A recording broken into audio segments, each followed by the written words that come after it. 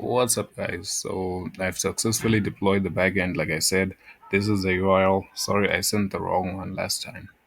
I invited everyone to a Postman workspace, which is basically this workspace inside of Postman that shows you all of the requests and the endpoints that I have created for the API. So there are two basic categories of them. There's the authenticated requests, and then there's the unauthenticated requests. The unauthenticated ones don't require any sort of security.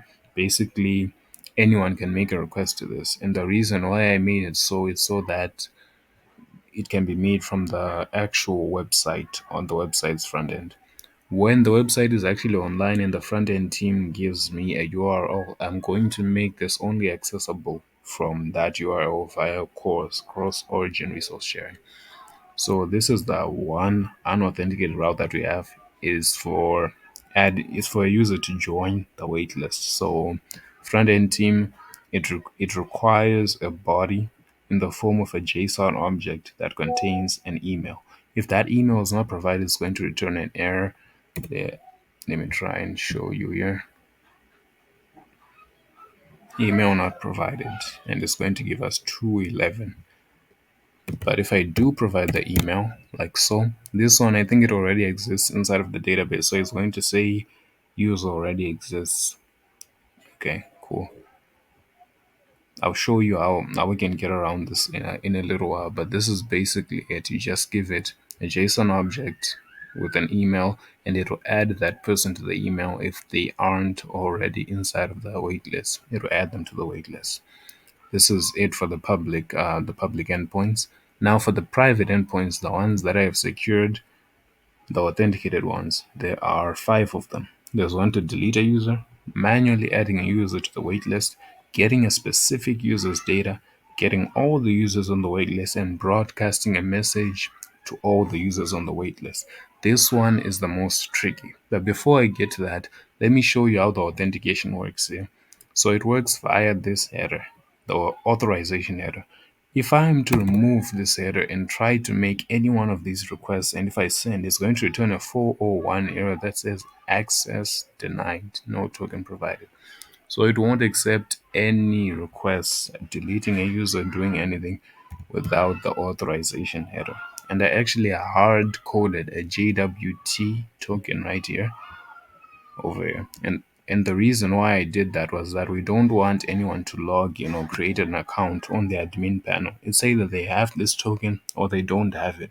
So I'm going to send it to Farouk as well as the other team members so that they can add this into the front end code. But yeah, we don't want people to be able to log in or create an account. This token is basically the key keeping people from bombing these endpoints. Okay. So let me show you how they work. There's broadcasting a message to all the users on the waitlist.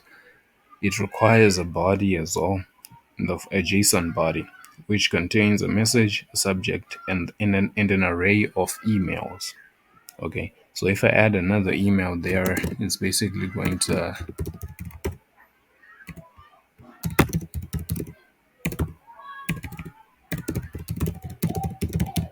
add that to it's going to send this email to these two emails. If I add another one, you can add as many as you want here. And if I make a request, now it's going to say success after a little while. And if I now check my email, there should be a new one here. Let me see. Still loading. There we go. The Fixeroni team are getting ready to launch. Bingo. And if I check my other email, the Gmail one, there should be another one there as well. So my network's a bit slow, but that's basically it. Let me go to getting all the users on the waitlist. Again, that authorization error is there. And this one doesn't require a body. It's a simple get request. It just requires that authorization header, and we're done. You can make a request. It's going to return an array of JSON objects containing all of the users. So the front end team can just make a request here, get all of those users, and then display them on the admin panel on the front end. Anyway, as I was saying, here's the email, the latest one that says we're getting ready to launch. Okay, cool. Right. The next request is getting a specific user. This one doesn't use a JSON body. Instead, it uses request parameters, which means you have to add the email right here. It's API admin users and then the email right there. If I make a request now, it's going to return a JSON object with my data. But if I remove that, it's now an invalid email. It's going to say user does not exist. Okay, cool. So please make sure you know each of these status codes. So basically 200 means everything is okay. The other ones in the 200 range simply mean that users do not exist or something went wrong with authentication. And then the 400 and the 401 mean the authorization header was not provided, so the request did not go through. Okay, I think that's pretty much it. And then the last one is deleting. The second from last one is deleting a user. Again, authorization. It doesn't require a body. It uses request query parameters. Again, the email at the end. If I now send, it should say user deleted successfully. Okay, user does not exist.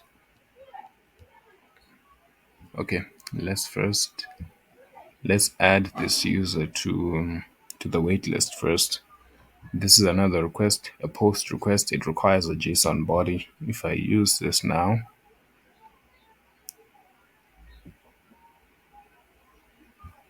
502 bed gateway. Okay, so the problem is that this is a free render instance, so sometimes it's a bit slow. If you try to make requests to it while it's still spinning up, it will give you a 502 error. So I'm sure we can either buy a paid one, or we'll have to monitor the requests to make sure they are regulated and they don't come at the wrong time. Okay. There it says use already exists, so we can't add them anymore. But now that they exist, we can delete them. Okay, I get it now. User deleted successfully. Cool. So here are the authenticated API endpoints, and there's the one unauthenticated API endpoint. Please let me know if you have any questions. I believe this is it for the week with the backend team. My team and I will be discussing what sort of schema we can implement for the actual app. But as for the waitlist website, I think my team and I are done. We'll be on standby if any changes need to be made. And please, I invited you guys to the Postman workspace. Do join. Thanks.